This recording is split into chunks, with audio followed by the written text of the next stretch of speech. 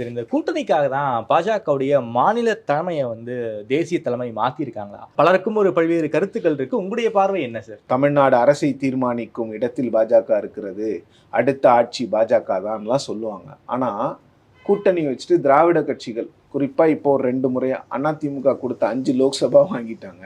அதிமுக கொடுத்த 20 சீட்டு தான் வாங்கிட்டாங்க. ஸோ அப்போ 20 சீட்டு மட்டுமே வாங்குறதுக்கு உங்களுக்கு அந்த பார்கெனிங் பவர்ஸ் இருந்ததுன்னா நீங்கள் எப்படி ஆட்சி அமைக்க முடியுன்ற கேள்வி வருதுல்ல. அப்போ வந்து உங்களை சீரியஸாகவே மக்கள் எடுத்துக்க மாட்டாங்களே. அவப்பா இவங்க எலெக்ஷன் வரைக்கும் பேசுவாங்கப்பா, எலெக்ஷன் முடிஞ்ச பிறகு இவங்க என்ன பண்ணுவாங்கன்னா எலெக்ஷனுக்கு முன்னால் போய் திராவிட கட்சிகள்கிட்ட சரண்டர் ஆகிட்டு கொடுக்குற சீட்டை வாங்கிட்டு வந்துடுவாங்க. இப்படி தான் மக்கள் நினைப்பாங்க. அந்த அந்த ஒரு இமேஜ் இருக்கக்கூடாது பிஜேபிக்கு அப்படிங்கிறது தான் அண்ணாமலை அவர்களுடைய எண்ணமாக இருந்தது. ஆனால் அவர் முதல்ல இருந்தே சொல்லிட்டு தான் இருந்தார், அதிமுகவோட கூட்டணி போனால் நான் இருக்க மாட்டேன்.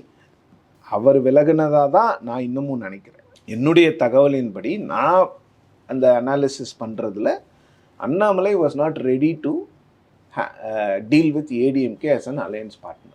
வேற வழி இல்லை. அண்ணாமலையை வைத்துக்கொண்டு அவர்கள் அந்த அலையன்ஸையும் பேச முடியாது. ஏன்னா அண்ணாமலை மட்டுமல்ல, அதிமுக தலைவர்களுக்கும் அண்ணாமலைக்குமான ஒர்க்கிங் ரிலேஷன்ஷிப்பே கிடையாது.